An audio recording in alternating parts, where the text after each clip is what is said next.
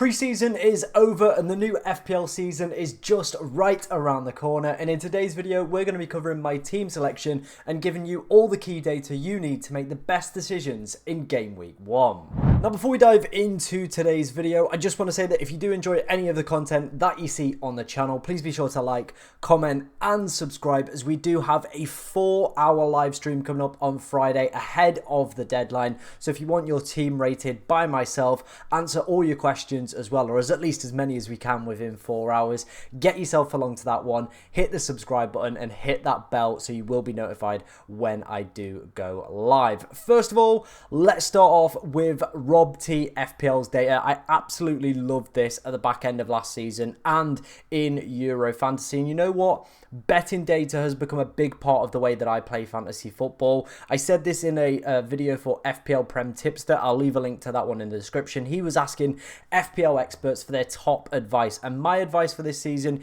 is all around betting data. I used it in the Euros and we absolutely smashed it, coming around 34,000 in terms of rank for that. That was all based off Rob T FPL's data and obviously the data he picks up from betting markets. As well, towards the back end of the season we did quite well with some certain picks as well, using betting data for clean sheets, expected goals, stuff like that.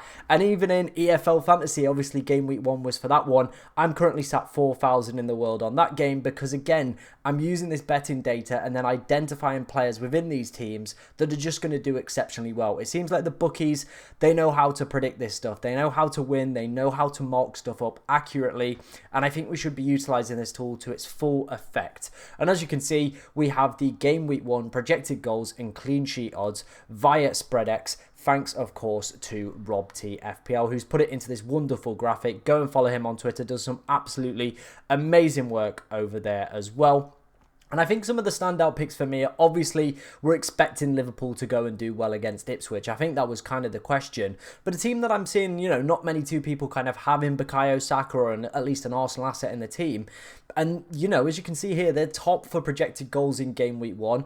Also top for clean sheets as well. Those could be a team where, you know, a lot of the kind of more developed managers and more engaged managers don't really have too many Arsenal assets within their sides. But a lot of the casuals do. And this could be one of the big things where the casuals do extremely well in Game Week 1, mainly down to the data that Arsenal are projected to put up in terms of the bookmakers as well. I think the other fixtures are pretty self-explanatory as well. My only concern with one of these as well that I wanted to flag as well was the Chelsea game. I was actually surprised, by how low the data is for a Chelsea clean sheet, not a Chelsea clean sheet, a City clean sheet at only 25%. I'm a little bit stunned by that, so maybe it is making me reconsider potentially, you know, starting Gvardiol in Game Week 1, but we'll obviously see how he looks for projected points. But it is interesting that Manchester City are quite low on there as well. Spurs, another team that I have outlined in Game Week 1 to do surprisingly well, and a team that I would be looking to target as well. I don't think Son and Solanke are too highly owned. I think both of them together are probably going to be under 25%, and also a 31% chance, of a clean sheet also bodes well for the people going for Pedro Porro. And interestingly, a lot of us have the likes of Muniz and of course Emil Smith-Rowe, but looking at the data, it's actually suggesting that Manchester United should come away with a win and a higher probability of a clean sheet than some other teams we would be looking to back this weekend. So I definitely think it is worth using betting data. Obviously, they're not going to get every single decision right, but as I say, the house does usually always win, and I've started using it in other games and kind of seen massive success with my rank. So going forward this season, I am going to be using projected data, especially from bookmakers, and I'll keep it in my videos as well. But let me know down in the comment section, do you use booking kind of, you know, data and stuff like that, or is this something completely new to you? Let me know in the comments. Right, let's move on. Let's take a look at some data from 11FI. First of all, we're going to start off with projected goals. Obviously, these are his own built models. Again, I will leave a link to his website and his Twitter in the description so you can go and check it out for yourself. This is over the opening match, 6 match days, if I can get my words out today. And as you can see, Liverpool, City and Arsenal, kind of the clear front three, to be honest. And I don't think there's any kind of concern for that one, because they've all got pretty decent fixtures mixed around some difficult ones. Obviously, Liverpool's as well over that opening 6 game weeks are probably the best set in the Premier League as well. So if you are going for the likes of Mohamed Salah, Jota, Trent Alexander-Arnold, Alexander-Arnold, or maybe even gamble on a Luis Diaz or a Sabitzer or a Harvey Elliott, they could be very, very decent pickups, with the data suggesting that they're going to score plenty of goals over the course of the opening few game weeks. Manchester City as well. I know a lot of people will be looking at Erling Haaland, and especially with the match day 2 projected goals of 3.21, could be a little bit of a cheat code. And for the people that don't go for Erling Haaland, it could be one of those games where you are hiding behind the sofa. It would be nice if we could get Phil Foden and KDB back for some of their later fixtures as well, with pretty good projected goal involvement as well. So something to potentially consider there. Arsenal again, they are the highest team for game week 1 for projected goals. So again, kind of building on the betting data we've already saw with Arsenal. They've also got some other strong home fixtures in there in match day 3 and match day 6, where they are expected to score quite a few goals as well. So it is very interesting looking at this and seeing how low owned Saka is, you know, Havertz, Jesus. Maybe it is worth a little bit of consideration towards some of these Arsenal assets if you have potentially, you know, ruled them out from your side. Newcastle up there as well, I think, with some great home fixtures across the board for the opening 6. There's no real surprise in that one. Spurs again, kind of lining up a little bit with the betting data in game week 1. It is suggesting that they're going to do extremely well over that period, and they are expected to score quite a few goals. The likes of Dominic Solanke and Son definitely could be in a few of your teams. A couple of the teams down the bottom that I wanted to point out, obviously West Ham, a lot of people not really going for, you know, the likes of Bowen and Kudus, probably for very good reason. It doesn't look like they projected to score many goals over that period.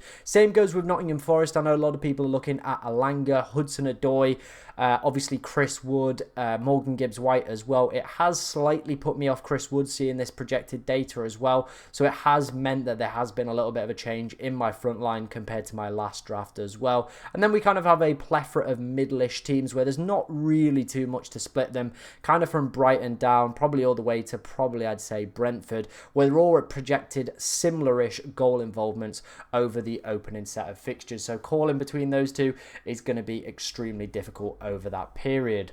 Continuing with the 11-5 theme, of course, we have the clean sheet data. If you've watched any of my videos so far in the course of pre-season, you know we've been covering this at extent. Again, Arsenal top 4 predicted clean sheets with 2.48. I think it is those strong home fixtures, the likes of Wolves, Brighton and Leicester, that are definitely carrying, obviously, this average further with 11-5's model, As well with that, I think, you know, they're definitely worth a defence looking to target.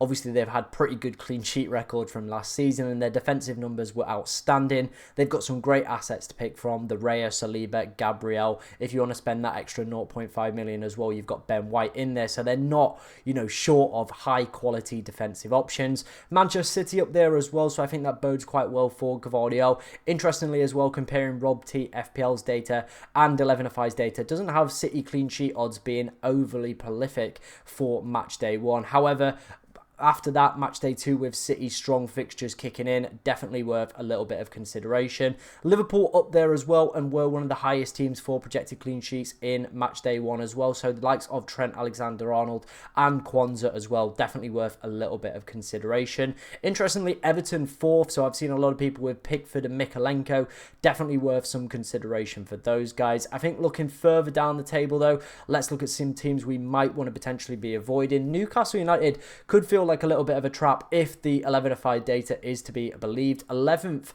for expected clean sheets over the opening 6 game weeks. So the people with Hall, you know, Burn, other defenders as well, Livramento, Trippier, it could be a little bit of a trap, and they might not do as well as projected here if we do use the 11-5 data. Same goes for Spurs as well. Obviously, I've kind of toyed with the idea of Pedro Porro. I've seen a few people with Van der Veen as well. Might be worth a little bit of consideration that they're not going to pick up as many clean sheets. They weren't great last season defensively, but it is those attacking returns that could pull Pedro Porro back from the dead. Manchester United in 15th as well, so not really worth considering any of their defensive assets with low probability of a clean sheet for me. Moving on to our final section before we get into my team selection, let's look at individual players. This is all coming from Fantasy Football Hub. Obviously, if you want to go and check out their website, there is a link in the description where you can currently get yourself 50% off before the deadline, and they are also doing free AI rated team drafts as well. Again, a link to that in the description. If you do sign up using my link, you also help support my channel, so it's a win-win for the both of us. Obviously, their models, They are very, very accurate. I remember times last season where I was looking at Brennan Johnson and he was predicted to do super well over the past kind of the closing few game weeks of the season. And I kind of disregarded it, but he kept picking up attacking returns. So this season, I definitely think I'm going to use projected data a little bit more. Not the be all and end all, but definitely use it to base some of my decisions off as well. As you can see, over the opening 5 game weeks, they have predicted Mohamed Salah to score more than Erling Haaland. Now, it is very, very tight between the two of them, and there is a massive drop-off after those two players as well. But if you are looking for something a little bit more conclusive and maybe a little bit more data backed, if you are stuck between the two of them, then this potentially could help you, signify where to put your money for the opening 5 game weeks. Some of the interesting picks, obviously Alexander Isak expected to do extremely well. I think we're all expecting him to do quite well, to be honest. Seems like a little bit of an essential pick. Then it's interesting, we have Eze in 4th. I've seen, other models as well have him kind of within the top 15, but not as high as 4th. Fantasy football, very much on the stonks or, rocket to the moon for Eze, to be honest. But I'm not 100% convinced around that with Elise potentially leaving the club. Well, he's already left the club, so I'm not 100% overly convinced that's going to be like 100% accurate. I think as well, when people are going for the no Haaland drafts, it does mean they can get the likes of Saka, Son, Palmer, De Bruyne, Bruno Fernandes, these type of players as well, kind of in their sides. And if you look, there's not too much of a disparity. So if you could get 1 or 2 or maybe even 3 of these guys into your team over Erling Haaland, it could be worth the gamble as well. But obviously the big appeal of going for Erling Haaland is he is a very nice and easy captain. But with Mohamed Salah having better projected points over the opening 5, you could just give him the armband as well. Some other interesting picks down the bottom, some budget ones: Leon Bailey, Brennan Diaz, Gordon, Muniz, Diego Jota as well. If you are looking to cover off Mohamed Salah, could all be decent shouts with very, very good predicted points from Fantasy Football Hub's model. Like I said, if you want to go and check out this for yourself or get your team rated for free by AI, I will leave a link to their website down in the description. But let's go and take a look at my team selection ahead of game week 1. And the moment you have all been waiting for, it is my team selection ahead of FPL Game Week 1. Like I said, we will be doing a 4-hour deadline stream, so make sure you get yourself over to that one on Friday. And if you are new around here, hit that subscribe button and bell notification so you will be notified when I do go live. Right, let's start off with my goalkeeper picks. We're going to go for Dean Henderson and we are going to go for Bentley. As we saw with the last section, Crystal Palace are pretty good for the defensive data from 11-5's model. And if we look back to last season, they were 5th for XG conceded and 4th since Glatzner's appointment as well. So for me, they should do extremely well. And I think he does represent one of the best options at 4.5. My other option, if obviously circumstances do change before the deadline, would be to move to Flecken, because it does look like his minutes are definitely secured this season and there doesn't really seem to be any other competition. My other goalkeeper at the moment is David Bentley. Wolves' fixtures aren't great, but at times he did feature last season. Jose Sarr did drop a few clangers towards the back end of the year, and they were a little bit poor in terms of XG conceded and got like shots faced and stuff like that. So again, maybe if he continues in poor vein of form, then Bentley could very easily drop into this side and, be a nice little 4 million goalkeeper that we could rotate around with Dean Henderson. Let's go straight into the back line. Let's not waste any time here. We are going to go for Gvardiol. I've been a little bit disappointed with his Community Shield performance. He did look a lot more deeper, and I'm not overly convinced spending 6 million on a player that is going to be, dropping back that far. But we will have a few game weeks to see what his numbers are like and if he can return to the system that he was playing prior to obviously pre-season, where last year he was absolutely immense and pretty much essential at the back end of the campaign. City do have some really, really good fixtures. I'll probably give him up until game week 5 where they do face Arsenal at that point. If he's still playing this centre-back role that he did in the Community Shield, then I'll definitely look to be shifting off of him. But for the opening few game weeks, I'm going to see how it goes, see what system Pep is obviously going to play and how he's going to feature in that one. And as we saw with 11-5's data, very, very good expected clean sheets for Manchester City. Moving on to our next defender, it is going to be William Saliba, one of the most highly selected players in game week 1. Again, the Arsenal fixtures, they're a little bit hit and miss, but with 11-5's data and some of the data we saw as well from Rob T FPL for game week 1, Arsenal are projected to get the best clean sheets for game week 1. Starts us off in a really good position. They were the best team last year for clean sheets as well. I don't expect things fixture change, and the 11-5 model also backs up that data as well. I am tempted with Gabriel, he is obviously scoring more points on the predicted points model for Fantasy Football Hub, Draft Hound, and Fantasy Football Fix. But I do think William Saliba is probably going to play all 38 games in the Premier League this season. I can't quite say the same for Gabriel this season, so I am just going to play it safe, go for Saliba as well, though we have him in that 6 million price bracket and we could very easily drop him down to some other options if they do emerge. Finishing off our back line, it is going to be Pedro Porro. The defensive data from 11-5 wasn't overly glowing, but for game week 1, if we look at the betting data from Rob T FPL, it was very, very encouraging from a Spurs standpoint. So I'm very, very happy in that regard. He obviously was one of the most that had the most shots amongst defenders last season. Get my words out eventually. Some pretty nice fixtures for the opening too. And I think what this one could allow me to do as well is be a little bit of a placeholder for Matheson. His numbers in the Champions League and Bundesliga were very, very impressive. And Villa's fixtures after game week 2, once they've faced Arsenal, are really, really good. So if he plays the opening 2 games and looks decent, I could very easily drop Pedro Porro down to a Matheson. Or if it doesn't work out, then I could buff myself up with 2 4.5 million playing defenders as well. But that's kind of how I want to start the season at the moment. I want to attack these fixtures and go for a very, very solid backline where I could very comfortably play all of these 3 players, even when they've got more difficult fixtures as well, because of the strong clean sheet data and defensive data that these teams have been putting up historically over the course of the Premier League. My other 2 defenders on the bench are just going to be 2 4 million playing defenders that will, you know, just come in if we need them. Woutfast and Johnson. I am tempted with Barco as well, but obviously it does look like Brighton are going to be potentially signing a new left back, so I think I rather would just save myself a little bit of a headache and just keep 2 4 million playing defenders on the bench that if I need them, they're there, and I don't have to worry about them being rotated and potentially use up a transfer further down the line for those 2.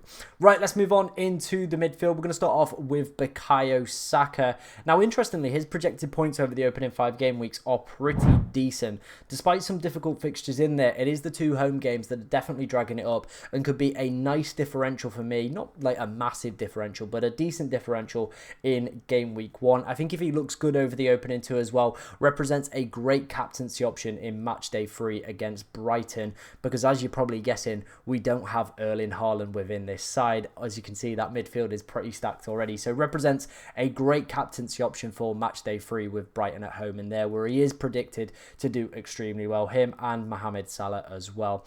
I think each year his levels are continuing to improve, and with him seeing some minutes in the last pre-season game for Arsenal, I do expect him to play, and is also a penalty taker for Arsenal, which is something that I absolutely adore doing.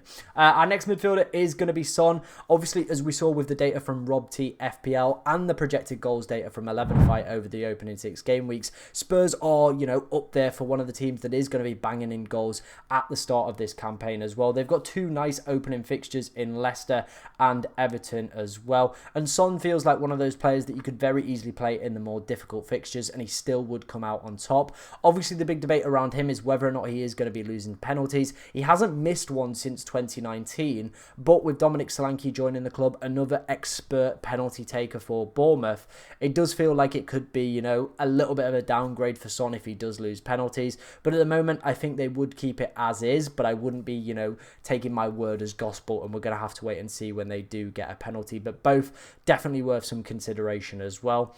Next player is going to be Mohamed Salah. He obviously, as we saw with the Fantasy Football Hub projected points, is top of that list over the opening 5 game weeks. I think as well, if you've watched any of my other draft videos, we did compare him and Erling Haaland, and out of the opening 5, he represents a better captain option in 3 of the game weeks, where Erling Haaland is only 2, and in one of the Haaland game weeks as well, Salah also has a pretty decent fixture. So arguably you could say, outside of that Ipswich game, Mohamed Salah represents the best captain over the 5 game week period. It is obviously going to be, though, that Ipswich game where I am going to be sat behind my sofa wishing I did have the big Norwegian, but we're going to have to wait and see how things progress. But I think this balance does work a little bit better. The likes of Saka, Son and Salah all could go and pick up mega hauls, while Erling Haaland, we would be, you know, banking on him with that captaincy every single week over the opening 5 game weeks. Newcastle, again, they were up there on the 11-5 projected model for goals.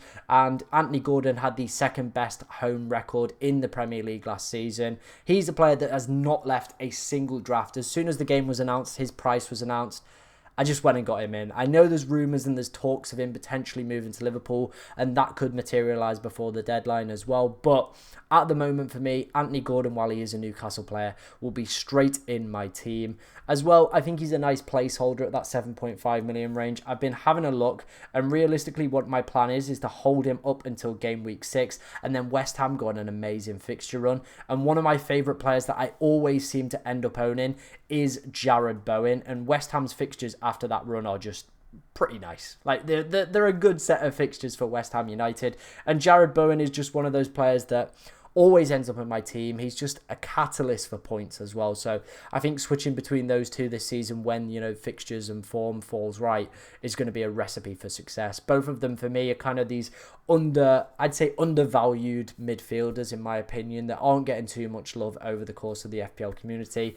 But yeah, for me, I'm a big fan of both of those guys. And then Eze, obviously, there's been talks around him potentially moving to Manchester City, and I think if that was the case, I would drop him down to Nkunku and maybe leave 0.5 in the bank or upgrade one of my 4 million defenders to a 6.51 if that was the case. 17 goal involvements for him last season. The big case is going to be how is he going to handle now that Michael Elise has left the club. But as we saw with the Fantasy Football Hub projected points, he is up there. He is the 4th highest scoring player over the opening 5 game weeks as well. And if he can live up to anything that he did towards the back end of the season, I feel very confident that he could massively go and live up to that those expectations as well. Right, let's move on into our front two. We'll start with Isak. Again, another player, him and Anthony Gordon just haven't left any draft that I've built so far this season, and for very, very good reason. 0.83 goals per 90. Again, was the 3rd highest player over the opening 5 game weeks as well. Some amazing fixtures in there for Newcastle. I feel as well we've got that opportunity to switch to the likes of Watkins when their fixtures turn decent. We've also got Dominic Solanke in that striker position as well. So for me, a great, great asset. Someone that has entered my team very recently, just from the last draft, is going to be Muniz. I have switched him out for Wood. It was mainly down to the projected goal data from 11-5 over those opening 6 game weeks that has potentially switched my mind. And it is the fact that Muniz is projected to do as well on Fantasy Football Hub's model a little bit better than Chris Wood over those periods. I don't know whether or not that's because they're expecting a 1U to feature at some point, but I still think Chris Wood is a fantastic option, and that prawn is probably going to come all the way down to the deadline. Do I go Muniz or do I go Chris Wood? I'm slightly favouring Muniz at the moment, and obviously the Fantasy Football Hub AI algorithm as well. With having Muniz in the team, it does bump it up to a 97% AI rated team. If I have Chris Wood, it is at a 95% rated team. So very, very interesting to see. And then the final forward is going to be Jebson. It does look like Bournemouth are in the market for another forward, but for the start of the season, could be a play-in 4.5 million forward if we do need him. But I think realistically his minutes are going to be very, very sparse. So maybe Stewart could also fit into that position. I'm very happy with this team. I think what I've done this season is just pick players that I know are going to play. I know are very, very capable of scoring well in the Premier League as well. The only real gamble is probably going to be that second striker spot for my team, whether or not Wood or Muniz does deliver over the opening 5 game weeks. The rest of the team, though, feels like it's got players in there that have proven Premier League history of picking up points, doing exceptionally well, and play for a lot of top teams. Obviously, the big man is missing Erling Haaland, and, you know, I might tinker around with a few drafts just in case we do get any kind of, you know, late announcements. But for me, I think this is the way we're going to go with this team. We're going to back Mohamed Salah over the opening 5 game weeks. We're probably going to bank as many transfers as we can to make some switches, or maybe play a wild card in match day 6 after the second international break. But for me, I'm very, very happy with this side. I hope you guys liked today's video as well. It was a mammoth one, packed with lots of information and data as well. Like I said, the deadline stream on Friday is going to be absolutely immense, and I cannot wait for the new FPL season to get underway. If you did enjoy any of the content you saw on the channel today, or any you've seen throughout the course of pre-season, be sure to like, comment, and subscribe. And thank you very much for watching today, ladies and gentlemen, and good luck in Game Week 1.